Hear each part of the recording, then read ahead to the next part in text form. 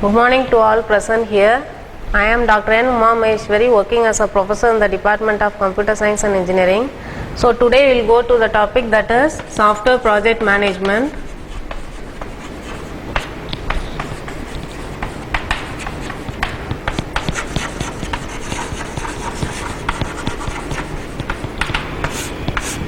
So in this subject mainly we will be dealing about the projects. So initially the project is considered to be a group of interrelated activities. So if suppose we want to complete a project, means it consists of a group of interrelated activities. So while we are considering with this activities, now we are going into the topic of activity planning. So what is the role of this activity planning means? Initially we have to consider what are the various resources to be used for a particular project.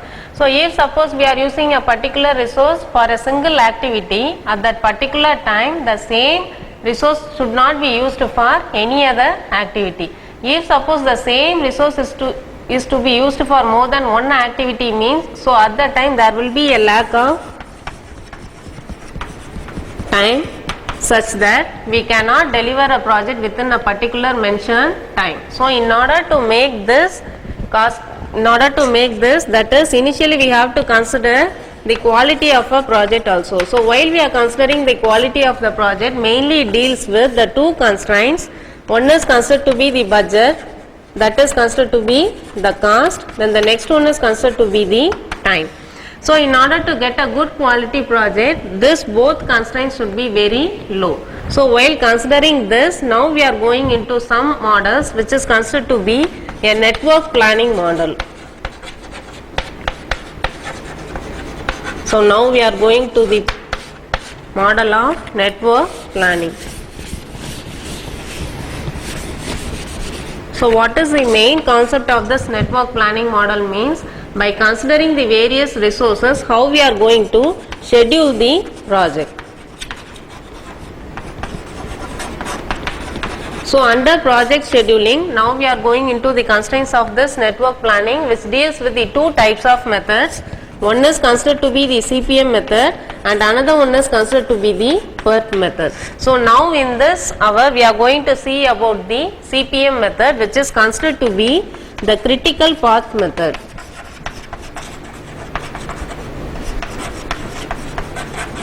So under this critical path method, what we are going to see means, if suppose there occurs a critical path means, so at that time the delivery of the project time will be delayed. So if suppose we are delaying any project delivery time, so at that time the quality may not be good. So in order to reduce that, we are going to consider this critical path and we are going to check whether the delivery time will be low or high or whether there will be a delay. So now we are going to see this critical path method.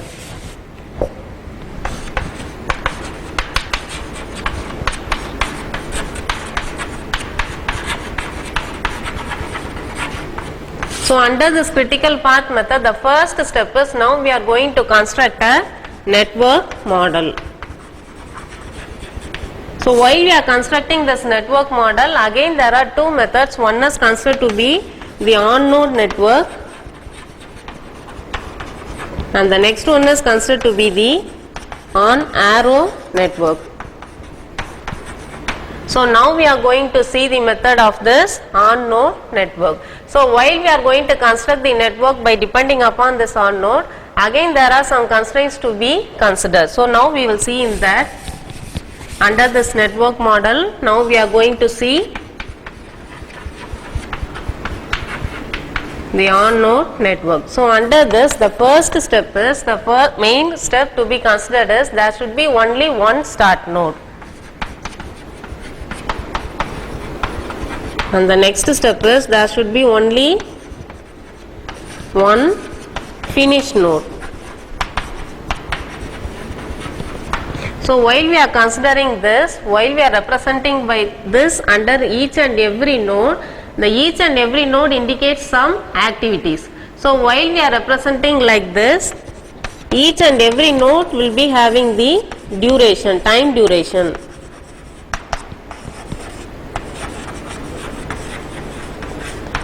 Only the node has time duration. If suppose we are going to link the one node to the another node, means what does it mean? That is, one activity is interrelated with the another activity. So while we are interlinking in this two, the link has no duration.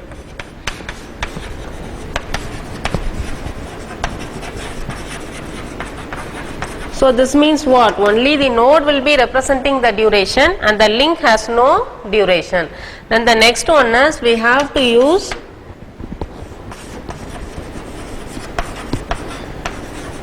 the strategy of dangle resolving. That means what is meant by this dangle? Dangle means initially while we are doing a particular project, the first step will be, we will be going for the design part, and the next one will be, we will be going for the coding, and the third step is we will be going for testing, and finally we will be doing the installation step. So in between these two, after going into the testing part, before this we will be having another step that is considered to be the write user manual. Therefore, what does this dangle means? So this step, first we will be going to the design, and after that we will be going to the code, and after that we will be going to the testing part, and finally we will be going to the install step. So while we are following this, after this coding part we will be going to the step of this fourth one, that is write user manual. So initially they will be developing like this steps, that is after designing they are going for the programming, after writing the program they will be going for the testing part of this program. At the same time we will be also writing the user manual, how to define this various lines under this code part. So after this, after testing, if it is okay means we will be going for the installation part. But see here it is considered to be somewhat hanging. So since it is considered to be a hanging, this is considered to be a dangle. So if suppose we use like this dangles, there is no interlinking in between this activity and this activity. Since there is no link, this is considered to be a delayed step. So in order to avoid this, how to resolve this dangle? So how to resolve means, after coding they will be parallelly writing this user manual, at the same time they will be going for the testing part, and after testing this they will be going for the installation. So parallelly during this testing part, the writing user manual step is also done, and after completing this simultaneously it will be going to the install part, such that the installation will also be done, and at the same time this output will also be given to this install part. Okay, so this is considered to be a resolving dangle, and this all are considered to be the various steps. And by considering this in the mind, now we are going for this on-node network. So while we are considering this on-node network, consider this. Here they have developed a project, and for each and under this project, these are considered to be the various activities. So the first activity is considered to be, they are going to select the hardware. After selecting the hardware, they are going to design the software, and after considering this, now they are going for the installation part. After that, testing, and then if suppose they want to take any files in between in order to test, now they will be going to this step. Parallelly they will be writing the user manuals, and finally it will be given as training to the users, and they are given for the installation. So under this, while we are developing this activities for a particular project, this is considered to be the duration they have taken for each and every steps. And the next one is considered to be what? The precedence.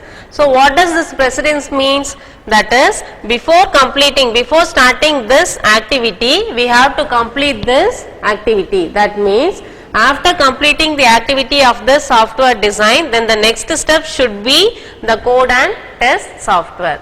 So now we are going to consider this, and we are going to build a network model by means of this on-node network for this project specification. So before going to that, first we will be seeing about how to represent each and individual activity. So now consider,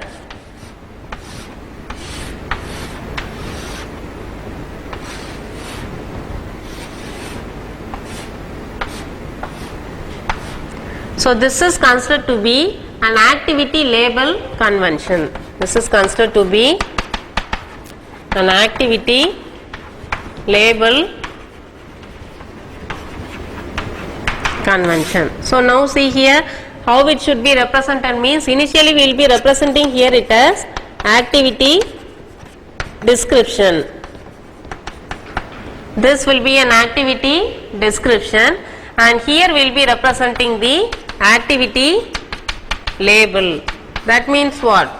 This is considered to be the activity label, and after representing this activity label here we will be representing the duration. So the duration mainly it will be mentioned in the form of weeks, and the next this one is considered to be the latest start of a particular activity, earliest start. Sorry.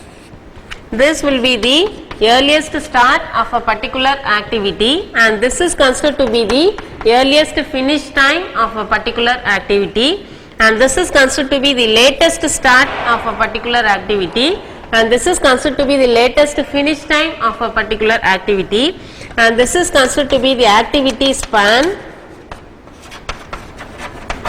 and this is considered to be the float. So now we are going to represent like this activity label convention for this project specification. So now we will do this. So consider here, now we are going to see, initially we will be having what? We will be having a start node. So there should be only one start node, and here there is only one start node we are going to represent. And after the start node, now we are going to see the activities such that those activities which are not having any precedence should be represented after this start condition. So which all are considered to be the activities without any precedence? The first step is considered to be the hardware selection, which doesn't have any precedence. And the next one is the B activity, that is the software design. This also doesn't have any precedence. Then the next one is considered to be the F activity, that is the write user manuals. This also doesn't have any precedence. Therefore, we will be starting with these three activities which doesn't have any precedence. So this should be represented by means of the activity label description.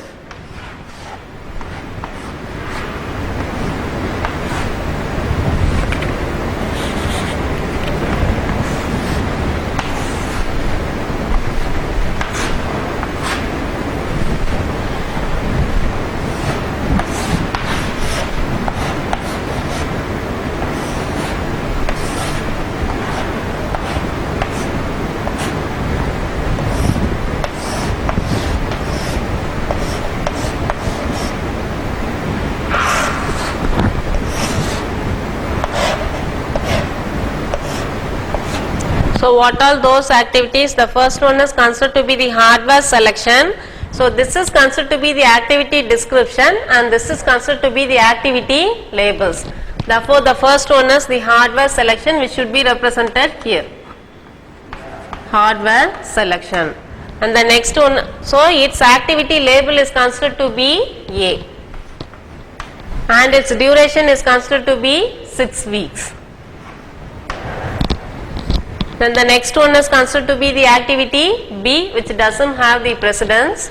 So that activity description is considered to be the software design. So its label is considered to be B, and its duration is considered to be 4. And the next one, which doesn't have precedence, is considered to be this F, which is write user manual. So that should be represented here. And its activity label is considered to be F, and its duration is considered to be 10 weeks. And after this, now we are going to see the precedence such that after completing this network only, this activity only, the such next activity succeeding this should be present. Therefore what is this? A. So after A, it should follow which activity? This C. Therefore after A,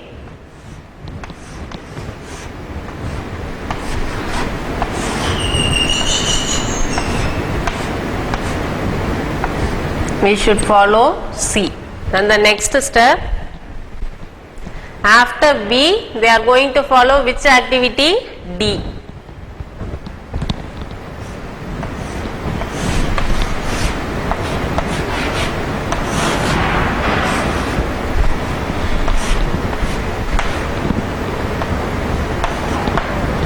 Then the next one is, again after B they are going to follow the activity of E.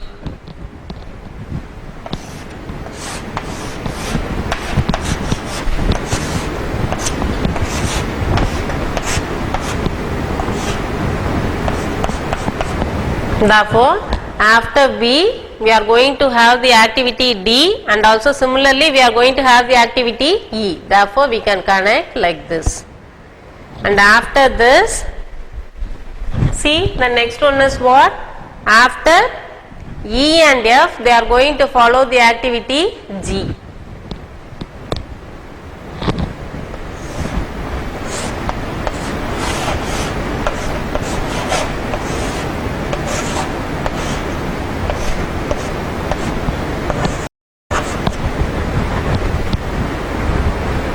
After E and F the activity is G. Therefore, after E and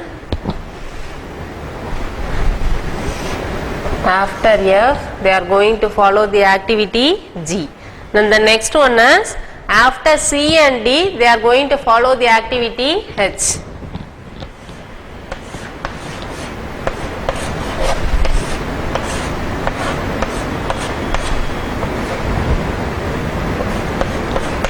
That is after C and D. Therefore, after C and after D they are going to follow the activity H. And finally, we will be having what? There should be only one start node and one finish node. Therefore, we will be having here the finish node. Okay. So, now we have to fill this, that is what are this activity, description and its duration.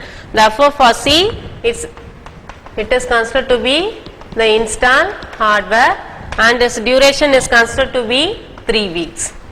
Similarly, for D it is considered to be code and test software, and its duration is considered to be 4 weeks.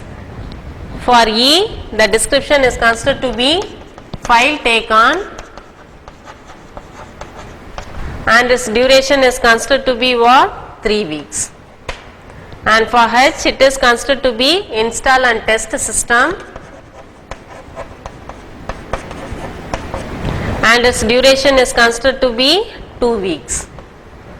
Similarly, for G it is considered to be the user training, and its duration is considered to be 3 weeks. So, after this is considered to be the initial step. And the next step is what? Means now we are going to calculate what is this earliest start, earliest finish, latest start, latest finish for all these activities. So, in order to calculate this earliest start and earliest finish, there are two techniques found. One is considered to be the forward pass, then the next one is considered to be the reverse pass. So, under this forward pass we can calculate what is the earliest start time and the earliest finish time. Under this reverse pass we can calculate what is the latest start time and the latest finish time. So, now we are going to follow the method of this forward pass, and we are going to calculate what is the earliest start and earliest finish time for all these activities. So, now consider for initial activities, what are the activities that is present initially? The earliest start time will be 0. So, what are the initial activities that are found? One is considered to be the hardware selection, the software design and the write user manual. So, for all these 3 initial steps the earliest start time will be 0. And the next step is, now we are going to calculate this earliest finish time. So, in order to calculate this earliest finish time, we are going to travel in the forward direction. That means, you consider this is the earliest start time and this is considered to be the duration. Therefore, the earliest finish will be this earliest start time combined with this duration will be this earliest finish time. Therefore, here by calculating this 0 plus 6 will be 6 weeks, and 0 plus this 4 weeks will be 4, and the 0 plus 10 weeks will be 10. So, this is the first step where we are calculating the earliest finish time for the initial activities. Then in the next step, how we are going to calculate this earliest start time means, this earliest start time will be equivalent to the preceding earliest finish time. Okay, this earliest start time will be equal to the preceding earliest finish time of that particular activity. Therefore, what we will get here? Here we will be getting it as 6, and here we will be getting it as the same value, that is 4, and here also we will get the same activities. Since the preceding activity for this E is considered to be this B, therefore here also we will get 4. And now you calculate, we have calculated the earliest start time, so now we have to calculate the earliest finish time. So this will be equal to what? The earliest start of this activity plus its duration. Therefore 6 plus 3 it is equal to 9, 4 plus 4 it is equal to 8, 4 plus 3 it is 7. So now how we will fill this earliest start time of this activity? This will be substituted by the earliest finish time of its preceding activity. So this, which are considered to be the preceding activity for this activity H? We are having two activities, one is considered to be this D and another one is considered to be this C. So now we get confused which earliest finish time will be represented for this as start time. So consider here it is considered to be 8 weeks and here it is 9 weeks. So which to be substituted? Consider this main constraint, that is while we are comparing the two activities which are considered to be preceding, the delayed time will be represented as earliest start time for the succeeding. Okay, because here it is 8 and here it is 9. There may be 1 week delay in between these two, such that within that delay the next activity can be completed. So we have to take which is considered to be the most time, that will be considered as the earliest start time. Therefore this is 8 weeks and this is 9 weeks, and this 9 weeks is considered to be greater, and here we will be representing this 9 as the earliest start time. Similarly for this you see the preceding activity, one is considered to be E for G, then the next one is considered to be F. So here it is 7 weeks and here it is 10 weeks, and this is considered to be the greater time, and hence we have to substitute here it as 10 weeks. So now you complete this by calculating this earliest finish. Therefore 9 plus 2 it is 11 weeks and 10 plus 3 it is 13 weeks. So by means of this forward pass we have calculated what? The earliest start time and the earliest finish time. Then the next step is, now we are going to find this latest finish time and this latest start time. So in order to calculate this latest finish and the latest start, now we are going to the technique of this reverse pass. So what is this reverse pass means? We have to calculate this latest time by means of the last activity to the first activity. We have to travel from the finish to the start. Okay. So now we are going to complete this. So initially we have to calculate for this latest finish time for the last activities. So there are two last activities, one is considered to be the H and the next one is considered to be the G. While considering this, how we calculated this earliest start time? Initially they are having the earliest start time to be 0, that is the starting time. Similarly, like the same one, here we are going to calculate the latest finish. So how we are going to calculate this latest finish means, normally at the last step, the latest finish time will be equivalent to its earliest finish. At the last step, the earliest finish time, how we are going to calculate this latest finish means, it will be equivalent to its earliest finish. So consider these two activities are considered to be the last activities. So here the earliest finish is considered to be 13 and here the earliest finish is considered to be 11. So which to be replaced for these two activities?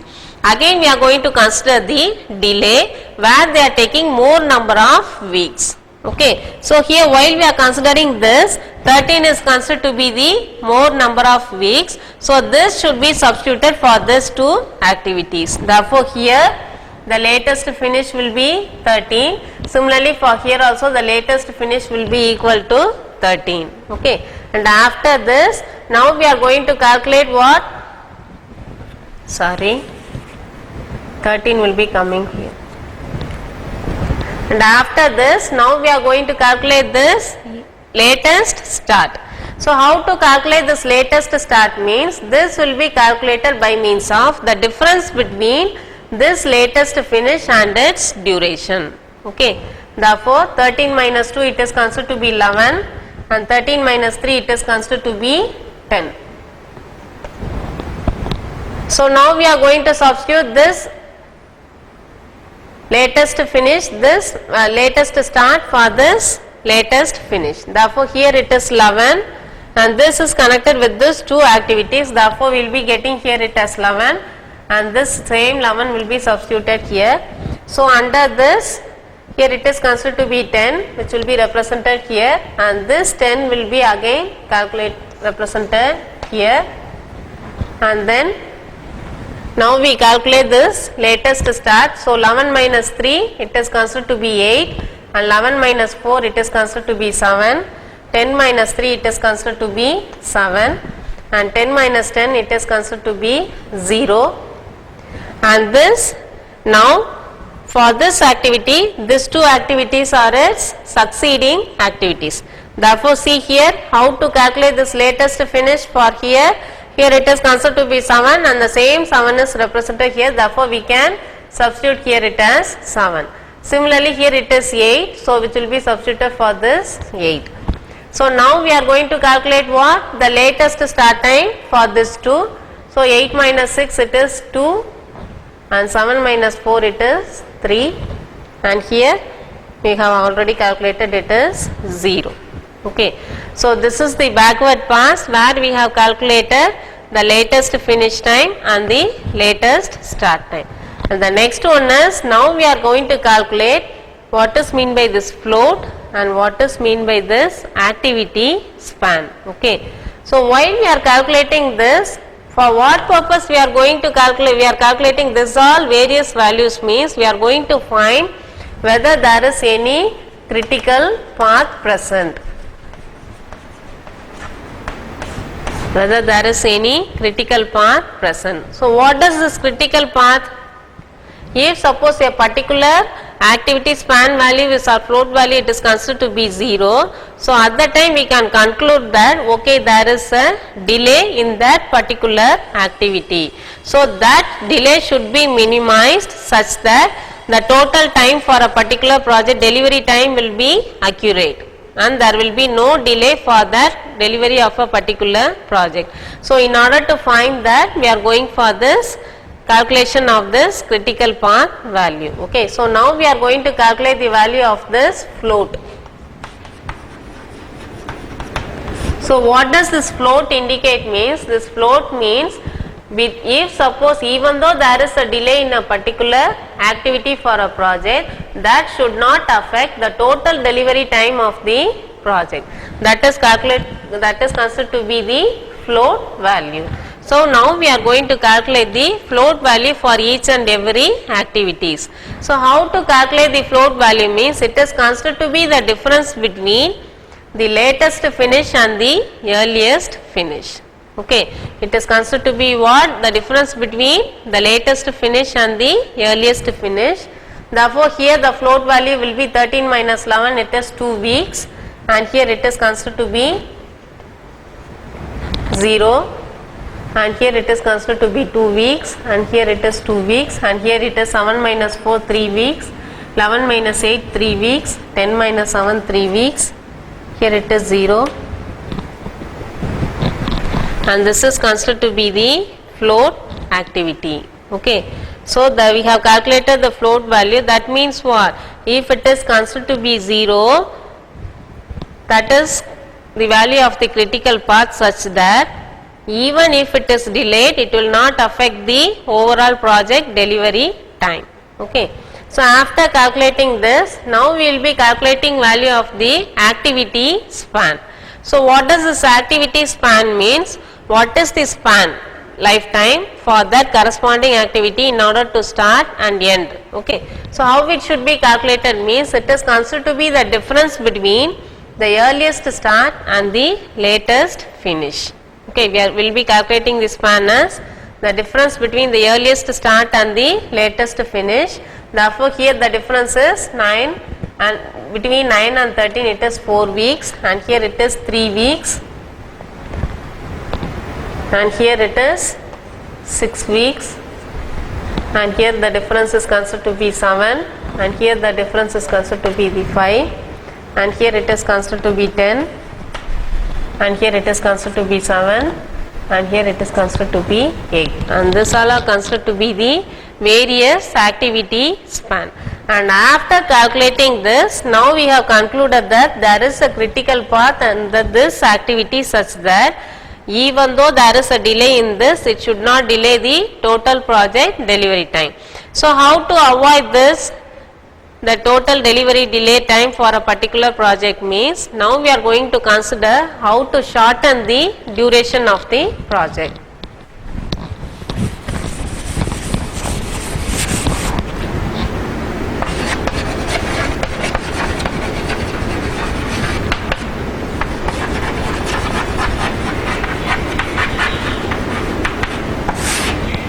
So how the duration of a particular activity in a project can be shortened. So for example, you consider only after completing this activity B, we can go for this two activities D and E. So before completing this B, we should not go for D and E, because if suppose we are going to do this activity before B means there will be a delay. So how to avoid this? That is, the same resource cannot be used more than for a single activity. So how to avoid means, for example, you consider now if we are going to use any human resource, if suppose we are going to use any human resources means that particular man can do only a single activity at a particular time and he cannot go for any other activities. So such that if suppose he is doing the activity B, only after completing that B he can do the activity D, and after completing this activity only he can go for E, such that there is a delay under this activities and finally there is a delay in the delivery of the project. So how to avoid this? We can use more than a single human resource. Okay, we can use more than a single human such that simultaneously one people can do the activity B and then another people can do the activity D. Similarly, any other people can do the activity E, such that the time can be reduced. Again, there is one disadvantage under this. What is that? If suppose we are increasing the human resource, then what about the cost? Again the cost will be increased. So how to reduce the cost? So now we are going to the consideration of reduction of cost by considering this human resource. So how to reduce? Now for example, you consider for this particular project we are having 5 people. Okay, for this particular project we are having 5 people. So at a particular time only any 2 or 3 activities can be undergone. So after and beyond that the another 2 people can be at rest. So those are human resources or any other data resources which are not used under that particular activity, that can be used for this activities in order to proceed, such that the human resources can be allocated and the cost can also be reduced. Okay. So this is considered to be the overall critical path method, where the resources can be shared, such that after calculating those activity span and the float value, if suppose any 0 is found, then we can conclude that there is a delay under that activity. And how to avoid that? By means of this various resources we can avoid, and then we can complete the particular project within the given delivery time. So after completing this, we can calculate the float. While we are considering the float value, there are again two types. One is considered to be the free float, and the next float is considered to be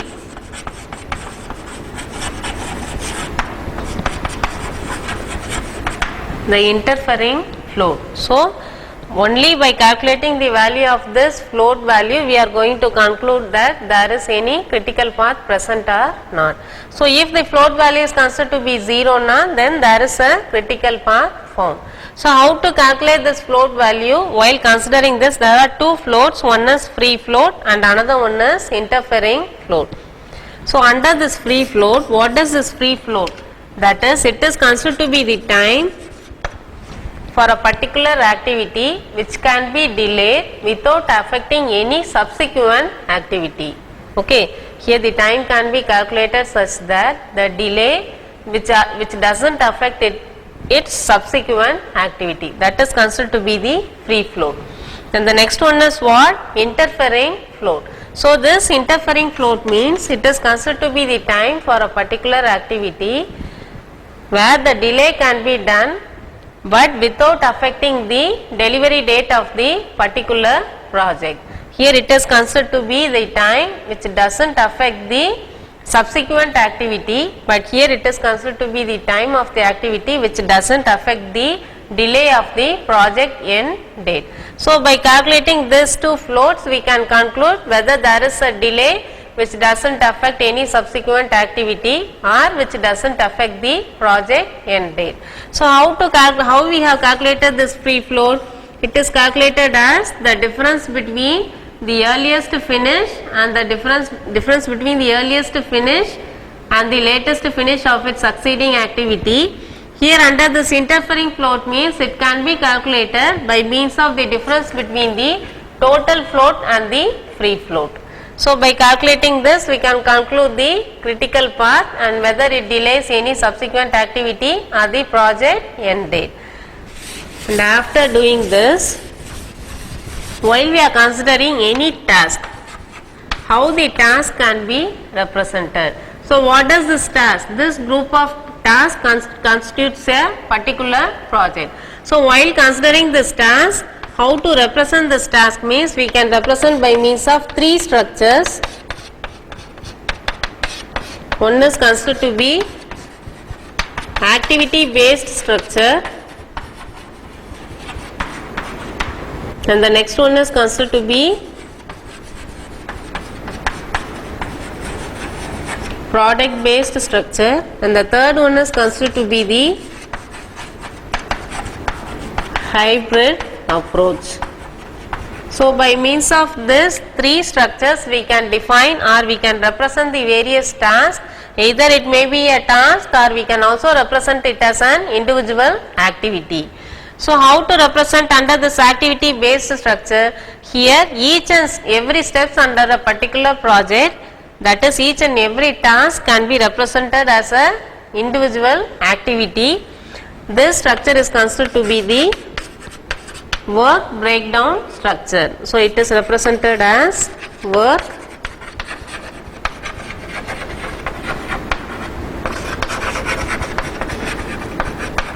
breakdown structure, where this work constitutes what? This work means it is considered to be an activity.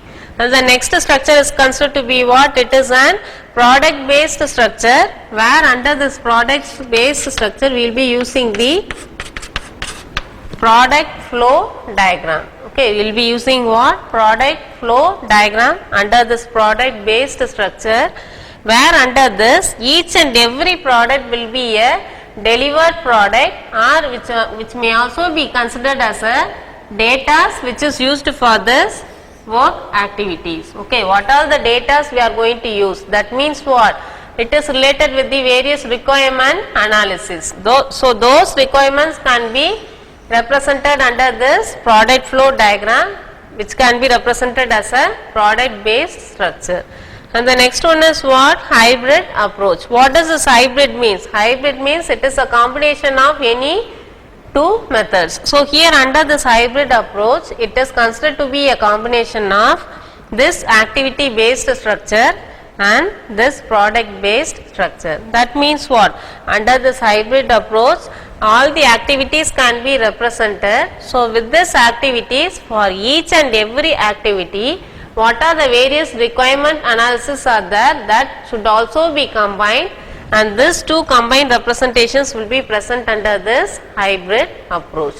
Therefore, under this hybrid approach, we will be having what are the various activities for a particular project, and for each and every activity, what are the various data are in need and what are the various human resources are in need. Everything will be represented by using this product base, which can be represented as this hybrid approach.